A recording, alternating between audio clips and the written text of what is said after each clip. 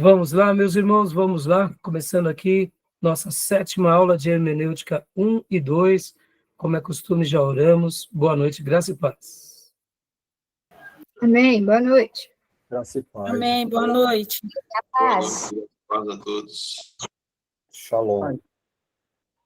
Com muita alegria que hoje vamos continuar tratando desse assunto tão maravilhoso que é sobre hermenêutica. E hoje nós estaremos concluindo o livro do Lund e do Nelson, do Dr. Lund. Estaremos falando sobre as figuras de retórica. No livro dele, ele tem figura de retórica 1, 2, 3 e 4. Eu peço desculpa se eu tossir hoje aqui, pouco, peguei um resfriado. Mas voltando, no livro dele, capítulo 13 ao capítulo de número 16, são figuras de retórica. Depois vem hebraísmos, página 85, e palavras e símbolos. Então, a gente vai estar hoje trabalhando nesse material, não tenho dúvida que vai ser muito legal. O slide, de fato, é um slide bem sucinto. Eu, enquanto fazia aqui minhas lições de casa, pensei, eu vou acabar trabalhando, de fato, em cima do livro, na sua essência.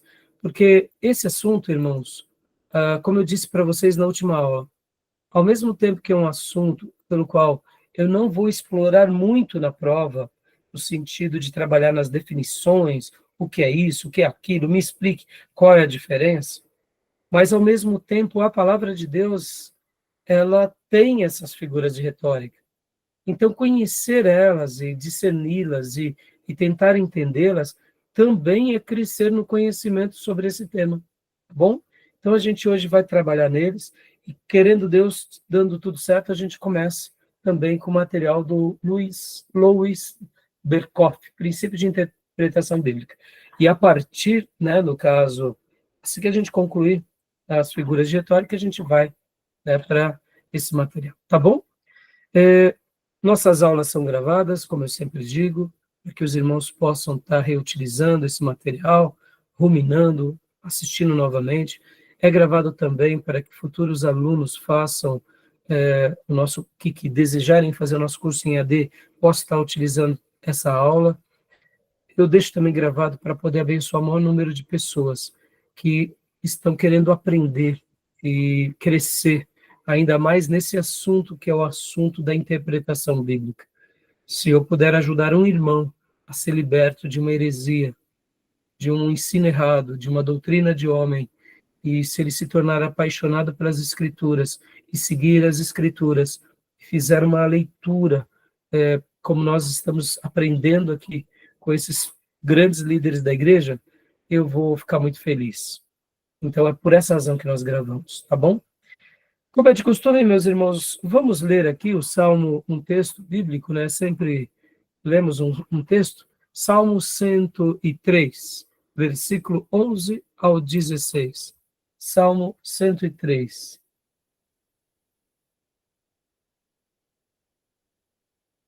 Quero ler com vocês aqui, porque nesse salmo é bem curioso. No livro texto, inclusive, o autor ele fala um pouco sobre o que a gente vai tratar hoje, Então vamos primeiro ler o Salmo. Salmo de número 103, versículo 11 ao versículo 16. Eu vou abrir também na minha Bíblia digital.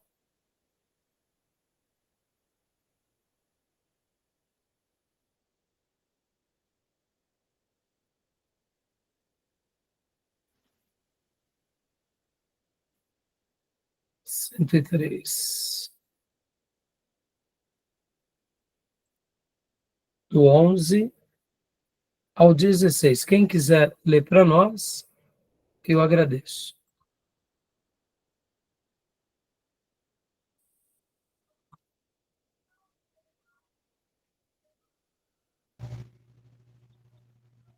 Posso ler?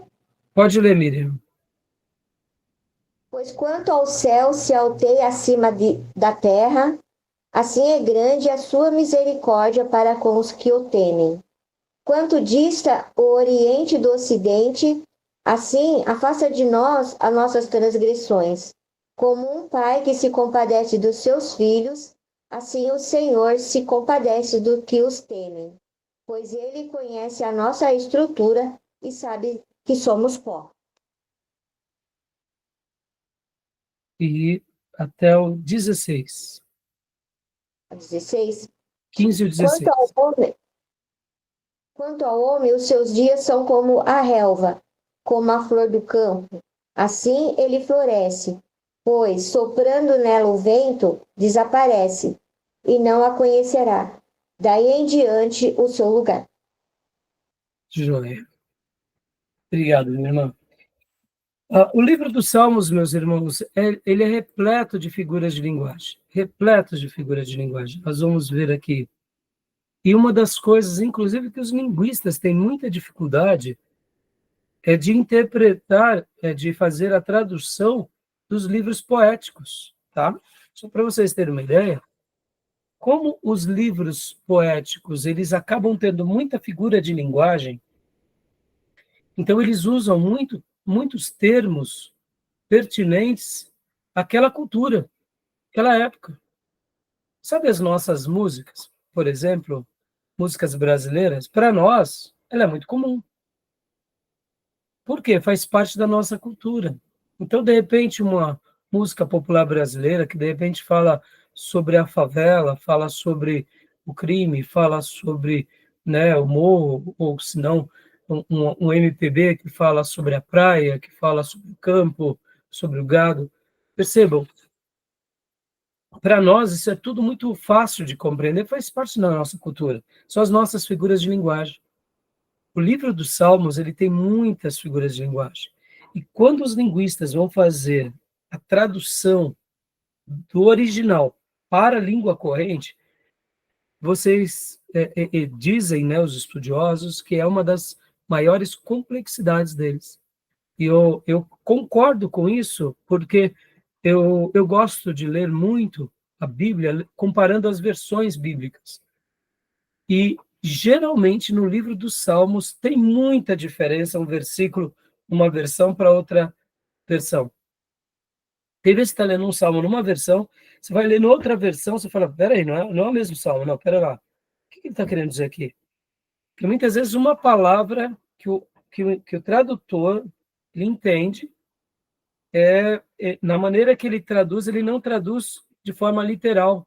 E tem hora que ele tem que traduzir de forma literal e tem hora que ele tem que trazer da correspondência, ou seja, e então eu fiz questão de ler aqui esse texto, porque no nosso material a gente vai ver vários exemplos, tá bom?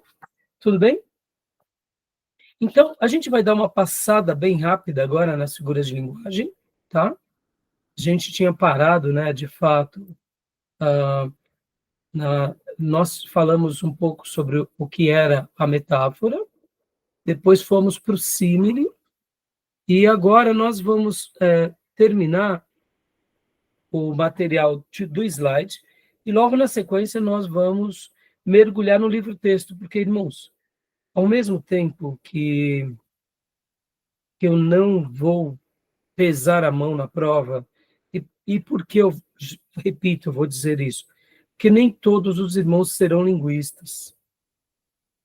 Quem gosta de brincar com as palavras, nessa parte é uma delícia, a pessoa se diverte.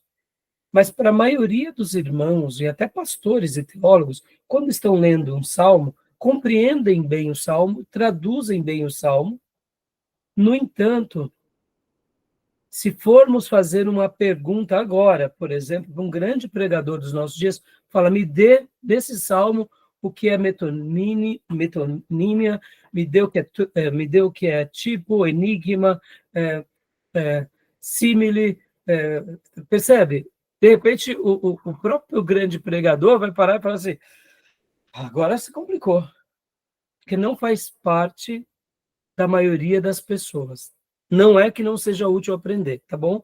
Mas já que o assunto é muito rico, eu quero passar com vocês. Por isso que enquanto eu fazia a minha lição de casa, num primeiro momento eu queria só dar aqui, fazer um resumo, só nessa primeira aula, mas não tem problema se a gente passar para a segunda aula de hoje, porque o que eu falei assim, não vale a pena a gente estar dando uma pincelada, tá bom?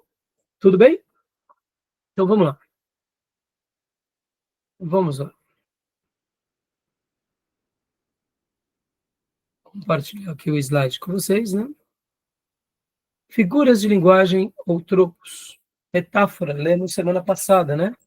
Que metáfora é esta figura que tem por base alguma semelhança entre dois objetos ou fatos, caracterizando-se um com o que é próprio do outro.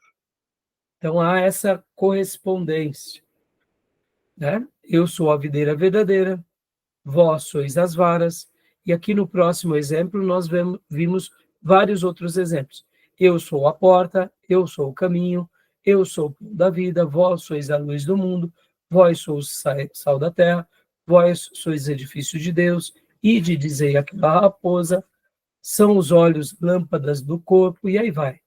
E aí nós chegamos aqui e paramos logo depois desse slide, que foi símile. E a símile ela é muito parecida com a metáfora, né? Mas a definição de símile é a figura de retórica denominada símile procede da palavra latina similis, que significa semelhante ou parecido. E aí ele explica aqui para nós a diferença. A diferença entre símile e metáfora, que é uma coisa muito sutil, mas essa é a diferença. E aqui vou ler para vocês.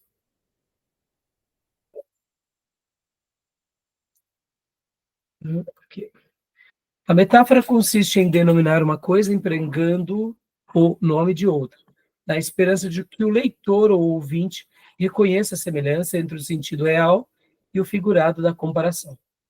O Senhor Jesus empregou, com respeito a Herodes, o qualificativo de raposa, o que constitui uma metáfora.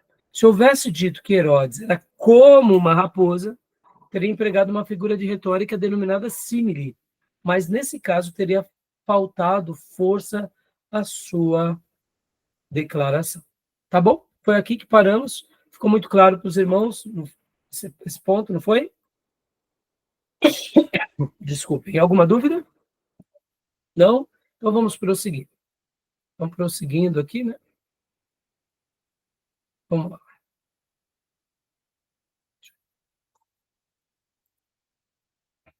No símile, se emprega para a comparação a palavra como ou outra similar, enquanto que na metáfora se prescinde dela.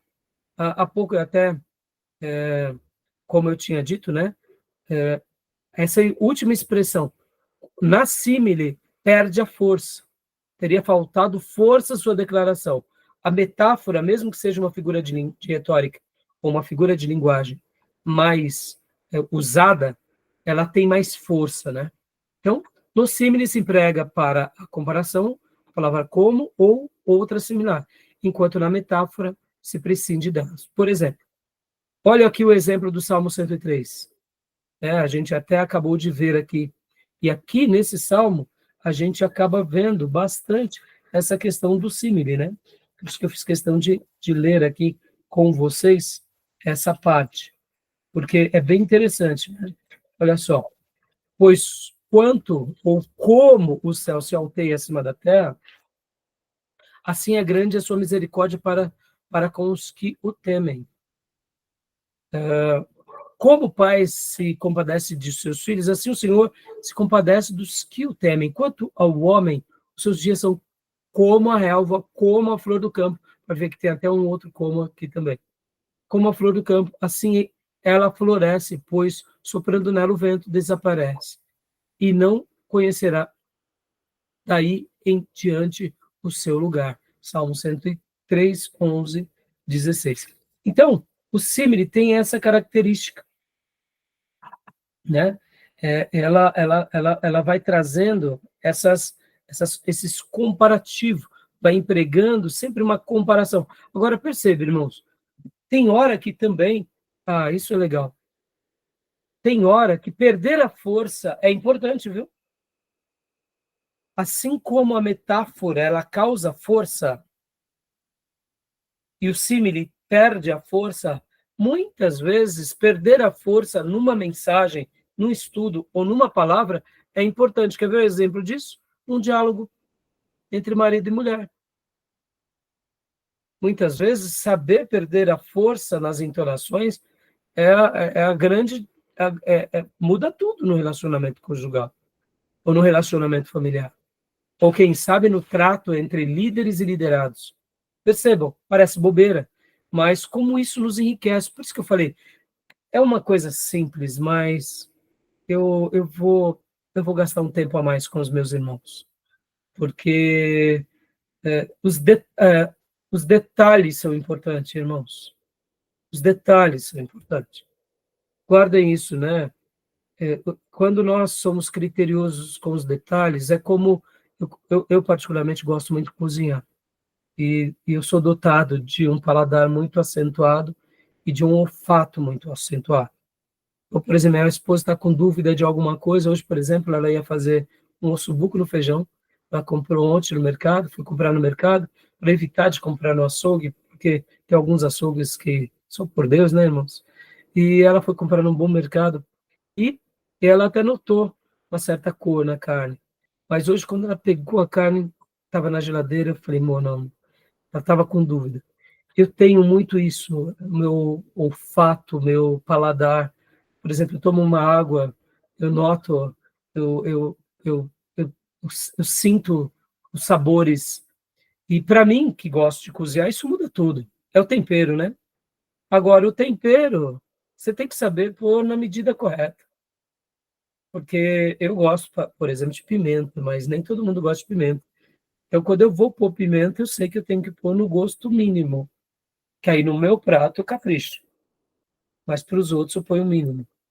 Mas o tempero, ele não pode ser demais, senão perde, né? A própria cebola, o próprio alho, você vê, são detalhes. Mas é onde sai uma comida extraordinária, são os detalhes. A maneira do preparo. E vamos lá. E para nós entendermos a Bíblia profundamente, são os detalhes. Percebam que aqui a gente está trabalhando um pouco disso, aprendendo a mergulhar nessas figuras de linguagem pela qual Deus quis se revelar para nós. Ora, Deus quis. Ora, se Deus deixou o texto original com essas figuras de retórica, o que nós vamos desconsiderar? Está entendendo? Então, por isso que eu falei, não posso só passar, não. Mesmo que a maioria dos irmãos não sejam linguistas, não vão brincar com isso como fazem os linguistas, não tem problema. Eu vou dar uma pitada aqui de conhecimento para os meus irmãos, tá bom? E aqui, né, um outro exemplo é esse texto de Isaías 55, 8 a 11. Como os céus são mais altos do que a terra, assim são os meus caminhos mais altos do que os vossos caminhos. E os meus pensamentos mais altos do que os vossos pensamentos. Porque como descem a chuva e a neve dos céus, e para lá não torna, sem que primeiro regue a terra e fecundem e façam brotar, para dar semente ao semeador e pão ao que come, assim será a palavra que sair da minha boca. Não voltará para mim vazia, mas fará o que me apraz, e prosperará naquilo para que a designei. Isaías 55, do 8 ao 11. Mais uma vez o como, várias vezes, né? Como os céus, assim são os meus caminhos, os meus pensamentos. Percebam que ele usa, né? Assim como descem, ou seja, são símiles. Só que agora perceba, Deus falando conosco usa da símile, não usou da metáfora. Ele quis aqui falar conosco assim, tá bom? Tudo bem até aí, meus irmãos? Tranquilo? Alguma dúvida? Não? Então vamos lá para o próximo, então. Aqui, o próximo. Agora vamos... Opa. Antropopatismo e antropomorfismo, tá? Na realidade, aqui ele só coloca essa separação, dois pontos, patismo e morfismo, mas seriam essa palavra, tá? É que, na realidade, antropo é homem, né? Patismo, patos, no grego é emoção, sentimento. Pode ver? é antipático. Você é antipático. Você é simpático. São qualidades que denotam sentimentos. Alguém que tem sentimento e outro que não tem. Alguém que tem doçura e alguém que não tem, né? Então, patos vem dessa palavra que expressa. E morfismos também é uma outra palavra que denota, que significa formas, né? Possui formas. Então, antropo, ou seja, seria o homem que no caso, o antropopatismo, o homem e o sentimento, e no caso, o antropomorfismo, o homem e as formas. Mas aqui, no caso, não são palavras usadas para o homem, mas para Deus. Vamos ver aqui. Leia para nós, Júnior, por favor. Esse slide. Ok. Antropopatismos, isto é, naqueles textos em que Deus é apresentado como se tivesse sentimentos humanos, a ira, arrependimento, etc. E antropomorfismos, aqui possuindo forma humana, braço, mão, etc. São, na verdade, metáforas. Isso, olha, percebam. Isso são metáforas, né? Onde fala sobre arrependimento. Quer ver? Os meus ouvidos não estão tapados, agravados, nem a minha mão, o meu braço encolhido. Mas tanto os meus ouvidos estão abertos à oração, quanto as minhas mãos estendidas àquele que me clama. Agora eu pergunto, Deus tem ouvido? Deus tem mão? Nós sabemos que Deus tem mão e ouvido em Jesus. Mas no Pai e no Espírito Santo, eles são espírito. Então, me desculpe, possivelmente sim. Eles têm um corpo parecido com o nosso. Mas muitas passagens na Bíblia vão mostrar Deus tendo sentimento como o nosso. O Espírito Santo geme com gemidos inexprimíveis. O Espírito Santo fala. Então, percebam, a gente está dando ao Espírito Santo características, muitas vezes, ora sentimentais, no caso, quando eu falei, né, quando ele geme com gemidos inexprimíveis, e quando eu falei que o Espírito Santo fala, que eles têm uma boca e têm uma língua. Uma coisa é fato.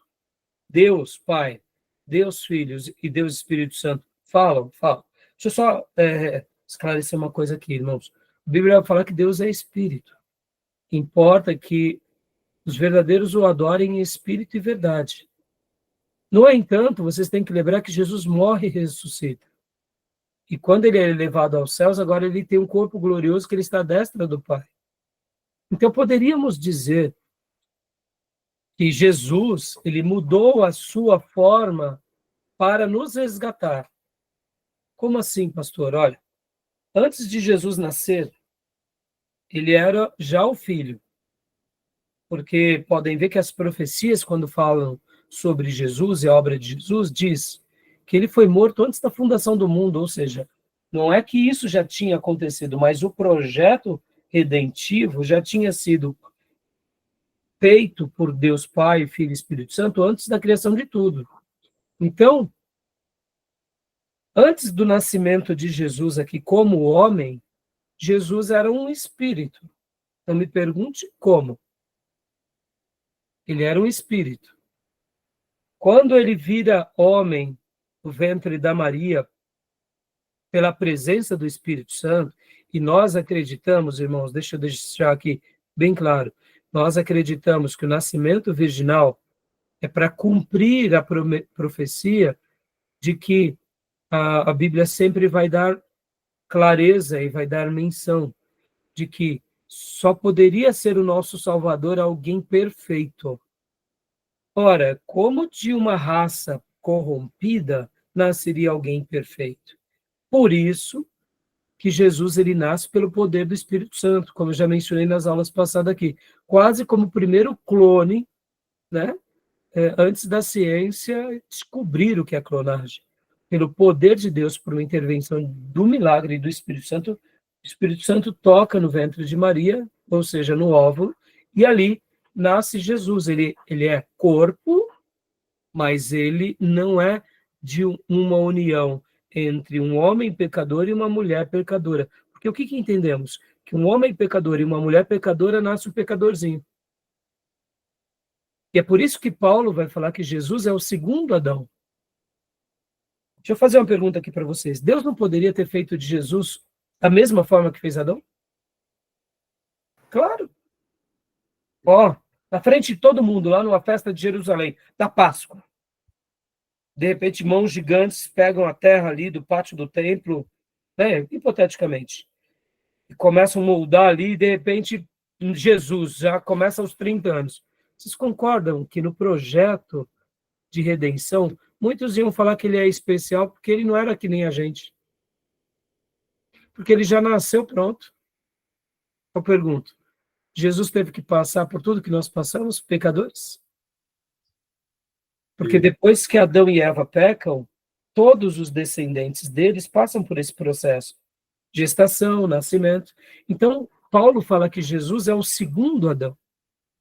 Só que ele foi feito de uma forma diferente. Por isso que na profecia já falava que a virgem conceberia. Porque dentro de toda a providência divina, Deus já tinha providenciado o Salvador. Então ele nasce e ele é perfeito.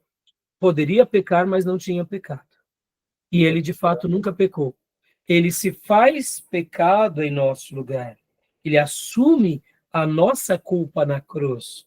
Mas ele não é pecador. Então, só para... E aí, só para a gente concluir essa ideia. E quando ele morre e ressuscita ao terceiro dia, olha só que interessante.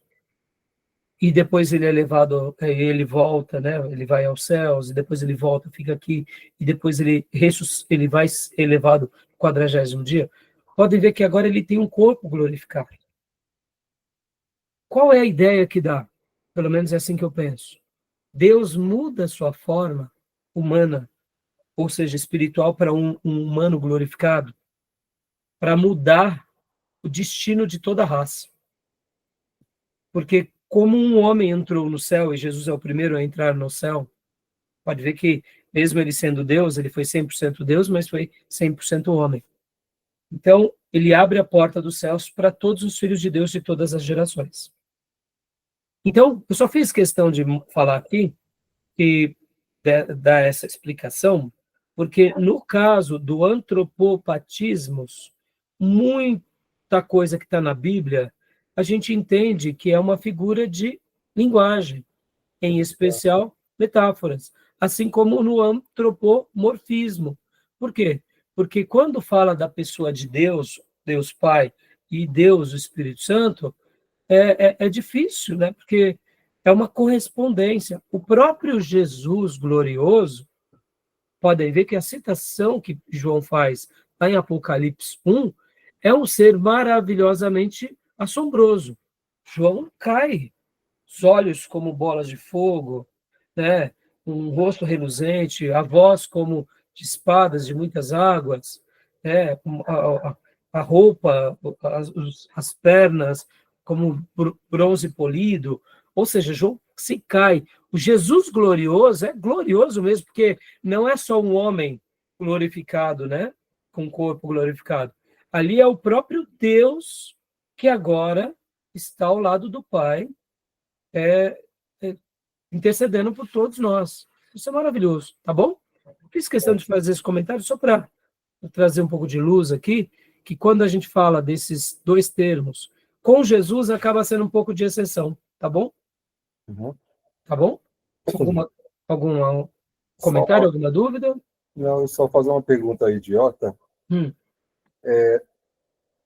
Jesus poderia ter nascido de Eva antes dela pecar, como aconteceu com Maria? Eu nunca pensei nisso. Eu nunca nem imaginei. Eu falei que é uma pergunta idiota, me surgiu agora. Não, eu nem imagino. Poderia, Deus pode tudo, né? Mas não sei nem te dizer. Diga também, vai precisar? Pastor, sobre o antropopatismo, os sentimentos que a Bíblia fala de ira, arrependimento, como for perguntar, não são todos que pode ser considerado como um antropopatismo, né? Sim, sim, Por exemplo, em Apocalipse fala que ele vai derramar a ira dele. sim, sim. É que, na realidade, nós temos dificuldade, Tomé, de entender aonde está o divisor de águas. Na verdade, A ira de Deus está ligada ao juízo de Deus. A nossa ira não está ligada a juízo. A nossa ira está ligada à destemperança, né? e a ideia também é o seguinte, quando Deus usa a linguagem humana, é para ter uma comunicação conosco, e Deus vai ter uma reação. É, Essa é a ideia também, é, porque até então ele está tolerando, está exatamente. dando tempo, ele é misericordioso, mas aí chega a hora do acerto de conta, né? Acho que Exatamente. essa intensidade, essa ideia, né? Exatamente. Esse é o propósito, Tomé. Porque o que acontece, Tomé? Como eu disse, dentro da ira de Deus, ele não se ira como nós. Podem ver que nós podemos até irar e não pecar. Mas olha, demoramos a aprender a ficar irado e não pecar, não foi isso? Porque há uma evolução nossa nesse sentido. Se irássemos, pecávamos muito rapidamente. Aí fomos amadurecendo, alguns até hoje não amadureceram nisso, sofrem com isso a vida toda, porque não sabem controlar isso, e aí é onde entram exercícios pessoais, né? Mas Deus é perfeito, então ele consegue irar como que derramando justiça, mas como que o Júnior bem colocou, viu, Júnior? Muito obrigado. É uma maneira dele dizer, olha, eu não estou ausente. Ou seja, haverá um acerto de contas. Vocês estão brincando com vocês mesmos, com o próximo. Só um detalhe sobre a ira, irmãos. Não houve uma geração, uma nação, ou um império que foram muito maus que eles se perduraram no planeta. Tem um Já pararam sinônimo para de juízo, pensar? né? Hã? Tem um sinônimo também de juízo, né? Sim, sinônimo de juízo aí, isso. Então, ó, voltando à minha pergunta. Não sei se vocês já notaram. Todas as nações que foram inescrupulosas, maldosas, ou que praticaram mal ao próximo, de forma muito vil, em muitas gerações, Deus executa um juízo nessa nação, muitas vezes limpando ela do planeta. Podem fazer uma retrospectiva. Impérios poderosíssimos. Só ficaram hoje os frangalhos. Um restante daquela civilização. Por quê, irmãos? O projeto de Deus conosco é de que nós, querendo ou não causemos nem mal a nós, muito menos ao outro. E todos aqueles que são déspotas e tiranos, Deus faz questão de exterminar da face da terra. Por quê? Porque ele é justo, né? Senão não haveria mais vida no planeta. Porque o ser humano é muito cruel, né? Foi assim com a geração antediluviana, foi assim com Sodoma e Gomorra, foram assim com muitas nações e impérios antigos. Os que sobraram, e sobraram muitas vezes algumas relíquias, mas nunca mais voltaram a ser como eram. Por quê? Porque a injustiça, a crueldade e a perversidade, promiscuidade. Guardem isso. São sinais de que aquele país, ou aquela nação, ou aquele império já está em juízo. Mortes, roubos, crimes, promiscuidades, já estão vivendo o juízo de Deus. Tá? Então, eu não sei se eu te respondi, Tomé, mas deu para esclarecer? Deu sim, pastor. Joia. Beatriz, você queria perguntar alguma coisa? Eu lembrei muito de Isaías nessa fala, porque tem alguns capítulos ali que começam a falar muito de castigo, né? Então, o castigo de Deus para o Egito, o castigo de Deus para Israel, o castigo chega uma parte que é só castigo, aí você fala, nossa! Aí, ao mesmo tempo, Deus vai lá e fala, tipo assim, eu vou ter misericórdia, é a misericórdia de Deus para com Israel. Aí você fica, uai, né? Deus está castigando, ao mesmo tempo Deus está com misericórdia, mas fala também sobre isso, né? As nações, né, que se acham deuses, como, por exemplo, os egípcios, ou para o povo de Israel, que está em idolatria, e a gente fica assim, entendi por que Deus está falando isso. Exatamente, Beatriz. E pode ver, Beatriz, que Deus não é imparcial, Beatriz. Ele pratica a justiça começando com o seu povo e depois vai para as outras nações. Essa ideia que nós temos, irmãos, que Deus quis destruir o Egito, porque Deus queria destruir todos os deuses do Egito, Isso aconteceu por causa dessas últimas dinastias, que eles estavam causando maldade e crueldade contra os judeus. E eles estavam causando maldade e crueldade e estavam se impondo, inclusive, com seus deuses, sobre o Deus do judeu. Mas pode ver que na história bíblica o Egito foi um aliado de Israel durante muitos momentos. Abraão foi para o Egito, Isaac, se não me falha a memória, vai para o Egito. Muitos profetas vão para o Egito buscar amparo. Faraó Neco luta com Josias e Josias não dá ouvido a Faraó Neco. E Faraó Neco diz para Josias: Josias, não lute comigo, foi Deus quem mandou eu fazer tal coisa. Dá uma ideia de que esse Faraó Neco, de alguma forma misteriosa, era um período em que ele estava sendo influenciado pelos profetas. Percebam, então, quando Deus destrói o Egito, é porque aquele Egito estava sendo muito cruel. Pode ver que Herodes foi muito maldoso. E quem era Herodes? Herodes era um judeu misturado que queria reinar debaixo da tutela dos romanos, os próprios judeus. E ele manda matar as crianças. Quando os magos vão adorar o rei dos reis, o rei dos judeus. Então, perceba, essas maldades acontecem até mesmo dentro do próprio povo de Deus, e Deus exerce o juízo. Agora, é exatamente o que você falou, Beatriz. Deus, ele fala que vai castigar para que, quem sabe, aquela nação mude a rota da sua vida, suas práticas. Por que nós temos o livro do Apocalipse e os sinais do Apocalipse como uma grande e última revelação de Deus na história? É como se Deus estivesse dizendo, olhem para mim e me busquem. Mas a Bíblia mesmo vai mostrar que no Apocalipse, muitos naqueles dias vão se levantar contra o Eterno e vão falar palavras de blasfêmia contra o Eterno. Percebam, o cenário dos sinais dos tempos é um cenário de pessoas muito pecadoras. Mas, ao mesmo tempo, é um cenário também de um avivamento poderoso, porque, de contrapartida, Deus levanta 2 profetas e 144 mil eleitos. Não me pergunte como isso vai ser, mas, segundo o texto, fazendo uma leitura literal, serão virgens, judeus, que Deus vai separar. A minha ideia é que serão líderes que vão fazer parte desse último grande avivamento no planeta, sendo liderado pelos 2 profetas. Ou seja, olha que panorama a gente vai viver nos sinais dos tempos. Não é bem parecido com os nossos dias, em que a apostasia está diante de nós? Paulo fala que nos sinais dos tempos os homens serão avarentos, amantes de si mesmo, e etc. E tal. Olha o que a gente está vivendo. Mas a Bíblia também fala o quê? Que nos últimos dias eu derramarei do meu espírito sobre toda a carne. Aquilo que começou em Atos 2, continua. E diante das profecias do Apocalipse, eu entendo que vai ser um fogo santo e vai ser um fogo estranho nessa terra e vai ser uma coisa doida, né? Então, por que Deus vai permitir com que os homens vejam isso? Para despertá-los, né? Que querendo ou não, só assim, né? Então, tá bom até aí? Beleza? Mais alguma pergunta, meus irmãos? Tranquilo? Né? Tudo bem? Tranquilo, a questão da metáfora aí do antropopatismo e o antropoformismo, que é sentimento e forma, né?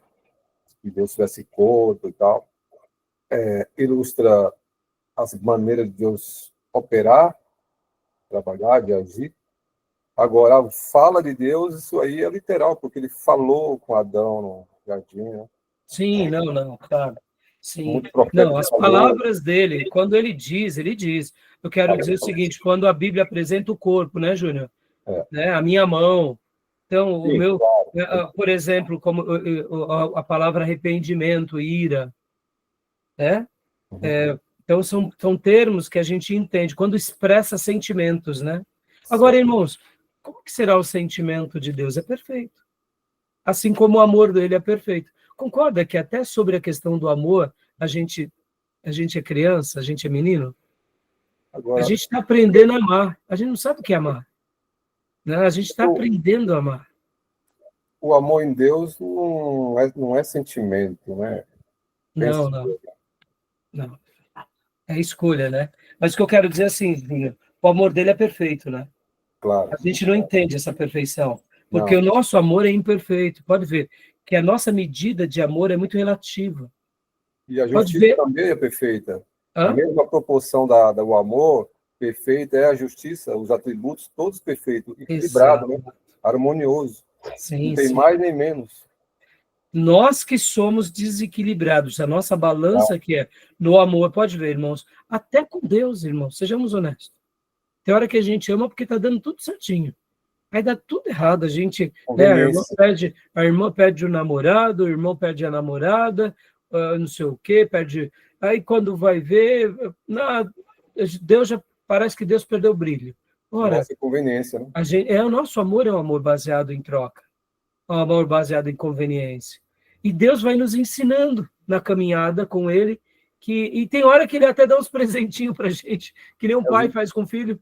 Pode ver, irmãos, nós todos aqui, até me permita mais esse comentário, como crianças, Deus nos vê como crianças, o mais sábio. Pode ver que ele vai falando as nossas linguagens, porque só assim a gente entende ele. E ele é paciente conosco, entendeu? Verdade. Né? Tá bom? Então vamos continuar aqui. Vários textos bíblicos, né, irmãos? Para mostrar o antropopatismo e o antropomorfismo, tá? E agora, continuando aqui. Metonímia. Isso daqui é muito legal, irmãos. Muito legal. Olha, na metonímia, emprega-se esta figura quando se emprega a causa pelo efeito, ou o sinal ou símbolo pela realidade que indica o símbolo. A metonímia é literalmente uma mudança de nome, tá? É quando você se muda o nome. Mas, ao mesmo tempo, já a gente vai ver outras figuras de linguagem, que você vai falar, pastor, agora complicou tudo. Assim como a metáfora e a símile, se a gente se esquecer de um detalhe, a gente se perde, a metonímia também. Porque tem outras figuras de linguagem que você fala assim, tá bom, mas e agora? Que diferença tem dessa para aquela? Didinho. Por isso que eu falei para vocês que a gente vai estar aqui passando, né, tudo isso para vocês, mas, ao mesmo tempo, dando aqui um certo desconto, tá bom? Beleza? E aqui, leia para nós, Júnior, por gentileza, tecnicamente. Tecnicamente, tem-se uma metonímia quando o referente, o poder executivo, por exemplo, é nomeado ou identificado pelo uso de uma palavra ou locução Palácio do Planalto, que lembra um conjunto de características, um prédio chamado de Palácio na região do Planalto, etc., das quais nenhuma delas corresponde às características do referente, ou seja, o Poder Executivo ou o Presidente da República. Não tem nenhuma das características do Palácio do Planalto.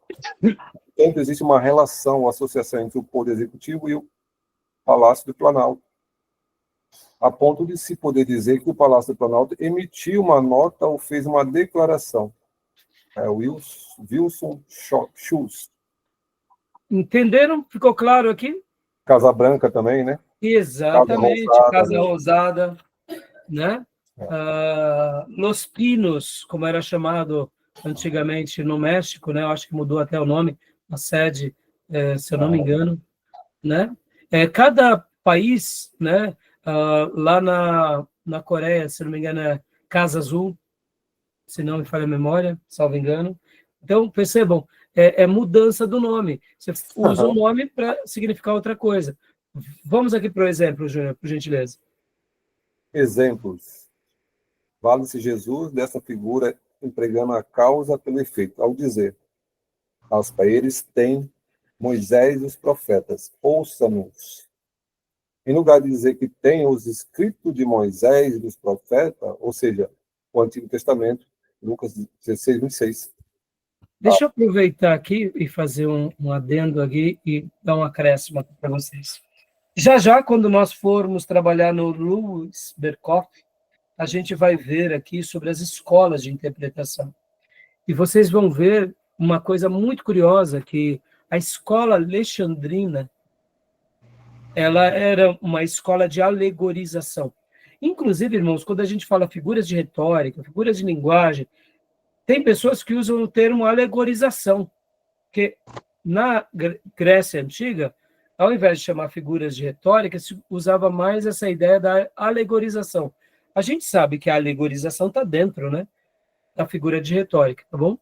Mas, voltando, eu fazia uma lição de casa esses dias, estudando aqui os pais da Capadócia, e vocês vão ver que entre os nossos líderes do passado, principalmente os grandes pais da igreja ali, da Palestina, ou da Capadócia, ou dessa região mais oriental, a interpretação bíblicas deles eram literais.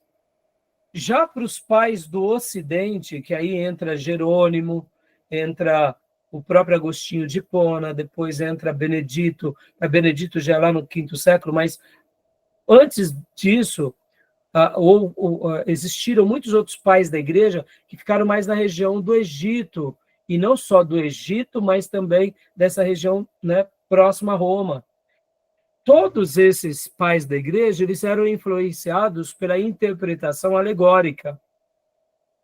Então, olha só, parece bobeira, né? Mas é uma questão cultural.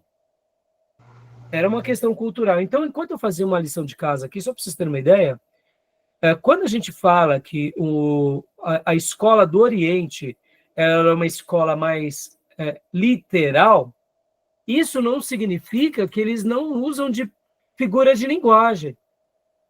Eles só não vão para a alegorização pela alegorização. Por exemplo, aqui, ó, o próprio Jesus, o que ele estava dizendo aqui?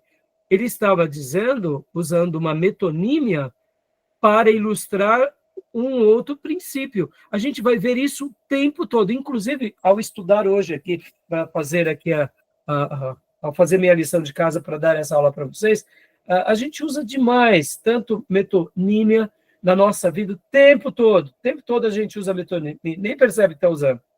E também prosopopeia, a gente usa o tempo todo.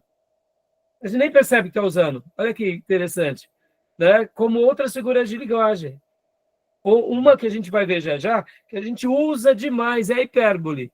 Principalmente nós, evangélicos. O povo exagerado gosta de contar negócio, né? O milagre. E o pentecostal, então, nem se fala. Né? Passou um ventinho lá do ventilador, as irmãs já começam a rodopiar e falar que é o anjo, é a asa do anjo. Ou seja, isso é hipérbole, né, irmãos? Perceba, a gente usa isso na nossa vida e nem percebe. Pode falar, gente. No final do livro de João parece que tem uma hipérbole lá, que ele falou que os milagres de Jesus, se fosse escrito nenhum livro do mundo, não caberia. Para mim, eu acho que ia haver um exagero ali, né? Parece. É uma hipérbole, que também, sabe qual? Mas aí a gente até compreende, né, Júnior? Porque, por exemplo, né, aqui ó, na minha biblioteca, né, essa estante tem uma lateral, tem uma nas costas, e aqui tem é como se fosse uma cômoda. Né? Então, assim, tem uma quantidade de livros razoável aqui. Uma biblioteca de uma faculdade, de um seminário, uma quantidade muito significativa. Mas antigamente era papiro e pergaminho, né, nos dias de João. Então, por exemplo, as grandes bibliotecas ficavam aonde? Aonde o Império Grego tinha ali estabelecido faculdades, né? Então, Alexandria, por exemplo, Tarso, né? E o que acontece, Júnior? Quando se sabia dessas bibliotecas, e, por exemplo, né, tinha assuntos de todo mundo? Não cabe. Por quê? Porque era em rolos, então pense, né? Hoje não, hoje a gente tem o livro, nós temos o livro de seda, o formato é outro, o livro digital, pelo amor de Deus, então mudou, mas não deixa de ser uma hipérbole, né, Júnior? Não deixa de ser uma hipérbole, porque Jesus, ele teve, o que ele quis dizer ali? Jesus fez muita coisa. Nós aqui, apóstolos, talvez não conseguíssemos enumerar, até porque nós não conseguimos ver todos. Ou seja, não teria como. Né? Ele usa ali de uma hipérbole, é claro que também usa de uma hipérbole para validar que o Messias, porque uma outra coisa, né, que os profetas diziam, que o Messias ele tinha que fazer muito milagre. Por isso, irmãos, que vem uma coisa muito curiosa, e aqui, até para explicar isso para vocês, né? Jesus, para autenticar o ministério dele como Messias, ele precisava fazer muitos milagres. E dentro dos milagres, ele precisava curar cegos, surdos, mudos, e ressuscitar e curar leprosos, que eram coisas que nunca ninguém tinha feito. Ou feito só pelo poder de Deus, como foram, por exemplo, o profeta Elias e o Eliseu, que ressuscitaram mortos. Mas percebam, nas profecias do Velho Testamento, que falava sobre que a Virgem conceberia, o Messias teria que ser esse ser tão extraordinário que também precisaria realizar muitos milagres. Por isso que logo depois que Jesus morre e ressuscita, os apóstolos faziam milagres, mas já não como Jesus. E depois os apóstolos, os líderes que sucedem os apóstolos, os milagres foram diminuindo. E aí chega-se aquela ideia do cessacionista, que os dons cessaram por isso. Porque não é o milagre pelo milagre, é a conversão que importa. E a igreja ficou muito resolvida nisso, que o mais importante, antes do que ser curado, é ser convertido. Nós entendemos que Deus restaurou esse dom no meio da igreja, mas pode ver, irmãos, a loucura que é feita por causa dos dons espirituais. É uma coisa assim, as pessoas se perdem. Pessoas que outrora até receberam o dom e não conhecem a Bíblia se perdem, e outras pessoas que não sabem, né, manuseá-lo. Tá bom? Meus irmãos, só para a gente terminar aqui, rapidamente, para a gente terminar esse slide aqui. Então, olha só, aqui são mais outros. A gente estava onde aqui? No Metomínia, né? Só para a gente terminar aqui, ó. Leia para nós, Júnior, rapidamente, só para a gente terminar a metonímia. Emprega também o sinal, o símbolo pela realidade que indica o sinal. Quando disse a Pedro, aspas, se eu não te lavar, não tens parte comigo, fecha aspas. Aqui, Jesus emprega o sinal de lavar os pés pela realidade de purificar a alma, porque faz saber ele mesmo que o ter parte com ele não depende da lavagem dos pés, mas da purificação da alma. João 13:8. Prossegue? Pode continuar. Do mesmo modo, João faz uso dessa figura pela realidade que indica o sinal, ao dizer, aspas, o sangue de Jesus, seu Filho, nos purifica de todo pecado. Fecha aspas. Pois é evidente que aqui a palavra sangue indica toda a paixão e morte expiatória de Jesus.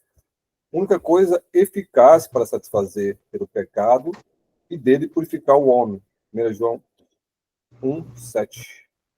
Então, aqui mostrando nesses dois textos essa ideia, né? Se eu não te lavar, não tem parte comigo. Era lavar mesmo? Não necessariamente lavar, né? Mas é purificar a alma. E, como eu disse com os irmãos, a gente usa metonímia o tempo todo. Irmão, como está o teu coração? Está com o coração limpo? Pode ver, né? A gente usa isso o tempo todo.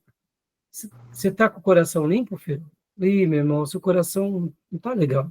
Está com azedume. A gente usa, né, de formas praticamente de uma expressão ou de outra, né, a metonímia. Aqui também o sangue de Jesus é óbvio. Irmãos, o sangue de Jesus está sobre nós? Claro que está, porque é um ato de fé. Mas está fisicamente, não espiritualmente. Veio uma gota do sangue que pousou na nossa testa, no nosso espírito, na nossa alma, não. É um ato de crer naquele sangue de 2000 anos atrás. Vertido na cruz. Literalidade aí, né, que os católicos fazem lá, aquela literalidade que diz que foi o sangue de Jesus lá, num pano, aquela coisa, que a mulher chorava, derramava sangue lá. Então, Júnior, e aí a gente vai para uma coisa lamentável que nós estudamos na história da igreja, que é o quê? As relíquias sagradas, né, Júnior? Exatamente. Pode ver, ali depois do IV século em diante, as relíquias, que eram objetos apenas para lembrar uma coisa importante, virou um objeto de adoração, V, VI século. Aí, a idas a Jerusalém para buscar relíquias sagradas. Ou seja, se perdeu o propósito. E aí onde entra, o que faltou nessa igreja? Faltou o quê? Faltou hermenêutica. Porque o que é mais fácil? Você deixar as pessoas irem em Jerusalém, pegar um pedacinho da cruz, que nem algum autor já tinha dito, né? Que se todas as madeiras que trouxeram de Jerusalém dava para montar uma arca de Noé, né? Tipo assim, tanta madeira num período curto, porque tudo era pedaço da cruz. Perceba. Então, faltou o quê? Naquele período que a gente começa a ver ali, principalmente depois do 6º século, faltou hermenêutica na igreja, né, Júnior? Exato. Mas, olha, a gente pega a data de Agostinho, pega Jerônimo, quando a gente começa a ver os escritos dele, os escritos deles não eram com relíquias. Os escritos deles eram o quê? Destacando a graça, destacando a conversão. E se eles tivessem qualquer objeto de relíquia, eles sabiam colocar a relíquia que nem hoje nós, protestantes, sabemos. Se a gente vai para Jerusalém, por exemplo, e entramos lá no Muro das Lamentações, a gente não vai adorar o Muro da Lamentação, porque ali é parte do Templo de Salomão. A gente vai se alegrar de ver que a gente está contemplando parte da história. Percebam? Então, as relíquias, nesse sentido, como artefato arqueológico, não é um problema. Claro. Mas quando você faz uma adoração Aí, e o líder fica quieto, todo problema, né? Exatamente. Tudo bem? Então, meus irmãos, vamos parar aqui, né? Agora a gente vai para o próximo aqui, que é... A gente usa também na oração, né? Hã? A gente usa assim no sangue de Jesus como um poder, né? Sim, sim. A gente repreenda no sangue de Jesus, a gente toma parte de Jesus, que é o próprio Jesus, poder dele, né? A gente já vai mostrar aqui outros exemplos, Júnior, como eu disse, tanto na metomínia quanto em outras figuras de linguagem, que a gente usa o tempo todo. Nós personificamos algumas coisas. Ora sem perceber. Verdade. Né? Quem é que já não orou repreendendo o mal? Eu repreendo espírito de morte. Não existe espírito de morte. Mas eu já fiz isso, já cansei de fazer. O que eu quero dizer nessas horas? Eu estou dizendo, vai embora Satanás com o seu dedo de morte. Influência, né? É figura de linguagem, né? Mas muitas vezes o irmão, ele admite que existe um espírito de morte. Um espírito de roubo, não. O que existe é uma maldade por parte do mal, Sim. Satanás jogando essas setas na cabeça Ameaça, de pessoas, né? para eles fazerem maldade. Né? Tá bom, meus irmãos? Alguma pergunta? Tranquilo? Fiquei com uma dúvida agora. Tem alguma parte que fala que Deus ia enviar um espírito de engano, de mentira, para causar confusão no meio do povo. Isso seria o que, no caso? Ali é literal mesmo, porque foi entre os profetas, irmão. Micaías, né? Exato. O que acontece? Os profetas nos dias de Josafá e de Acabe, ali estava dividido entre profetas bajuladores ao rei Acabe e profetas fiéis, como era o caso de Micaías. E os profetas bajuladores falavam só coisas boas em nome de Deus. E quando Micaías usa ali a palavra, repreendendo Josafá e Acabe, diz isso, que viria um espírito de mentira, ou veio um espírito de mentira sobre os profetas. Todo falso profeta, Fia, ele tem um espírito de mentira dentro dele. Aí você diz assim, mas como que a gente distingue? É muito simples, o falso profeta fala tudo que as pessoas querem ouvir. É bem simples. Nem Jesus falou tudo que as pessoas querem ouvir. E nesse... Entendeu? Então, agora, é óbvio que isso não significa que a gente vai ter uma mensagem dura para todo mundo. Mas o falso profeta, ele é característico por um espírito de mentira.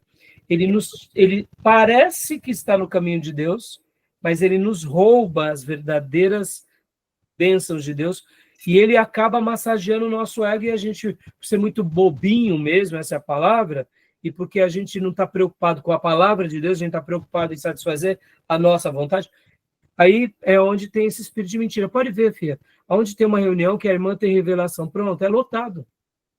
Aí eu digo, eu sou contra a revelação? Claro que não, mas esse tipo de coisa eu sou contra. Por quê? Porque as pessoas vão porque elas querem uma revelação do futuro. Elas não querem ouvir a palavra para obedecer a palavra. Elas não querem consertar a sua vida a partir da palavra. Elas querem uma bênção. E geralmente nesses lugares sempre tem coisa boa. Sempre você vai prosperar, você vai enriquecer, você vai viajar. É só coisa boa. A pessoa está com a vida toda torta, é só coisa boa. Aí eu digo, é esquisito. Micaías não agiu assim. Elias não agiu assim, Jeremias não agiu assim, Isaías não agiu assim, Jesus não agiu assim, os apóstolos não agiram assim. Que espírito é esse? Espírito de mentira. Então é literal nesse sentido. É que ali também a gente pode dizer que não deixa de ser uma figura de linguagem, né? Não deixa de ser uma figura de linguagem, que é um espírito mentiroso. Não deixa de ser uma coisa... O que o profeta poderia ter dito é um demônio mesmo. Ó, vai vir um demônio. Porque o que é o espírito de mentira já no Novo Testamento? Olha aqui, ó a quinta regra. Ó a quinta regra, a gente usando a quinta regra, né? Quem é o pai da mentira? Né? Mas nesse episódio... Só concluindo. Quem é o pai da mentira, né? É o diabo, não é? Ou seja, os demônios, eles mentem o tempo todo. Deus tem um filho chamado verdade, o diabo tem uma filha chamada mentira. Né? Então, é o texto paralelo. Ali o profeta, ele usou aquilo que Deus estava mostrando para ele. Então, ele deu a definição. Mas não deixam de ser demônios, né? O falso profeta tem nele demônios que o conduz. É simples. Diga, Júnior. Desse episódio aí, eu tenho uma interpretação um pouco diferente. Porque Micaías era profeta e os outros também eram profeta. Agora, o conteúdo dele, que não era falso. Porque você pode ser profeta com conteúdo falso. Entendeu? Sim, por isso que eu estou falando que os profetas de Acabe, nessa ocasião, Júnior, eram profetas bajuladores, que diziam só coisas boas para Acabe. Pode ver que logo depois que Micaías vem, o líder dos profetas esbofeteia Micaías, e ali Micaías repreende ele e dá uma sentença para ele, e aí o que acontece? Josafá também só não foi morto pela misericórdia de Deus. Sim. Então, naquele caso... de Acabe, né? Por isso que ele atendia a conveniência dele. Tinha medo, né? Quem? Os profetas tinham medo do Acabe. Não tinha medo, não. Da ideia do texto ali, Júnior, não é só medo, não. A cumplicidade. Eu trabalho porque eu falo o que o rei quer, vocês têm que lembrar, você vai lembrar agora, Júnior, nas aulas nossas de introdução ao Antigo Testamento. Quem foi Acabe? Foi um rei muito próspero. Ou seja, quem estava do lado dele prosperou. Foi um grande edificador de Samaria. Foi influenciado por Jezabel. Exatamente. Mas assim, então eram profetas convenientes. Você tem que lembrar também outro episódio. Esse episódio que a gente acaba de falar acontece um pouco depois da morte dos 450 profetas de Baal. Sim. E então tinha esses profetas que só falavam coisa boa, agora em nome do Senhor. Sim. Entendeu? Então, mas é isso aí. Tá bom, meus irmãos? Vamos para o intervalo? Vamos para o intervalo? Podemos? Mais alguma pergunta? Não? Então vamos lá, vamos para o intervalo.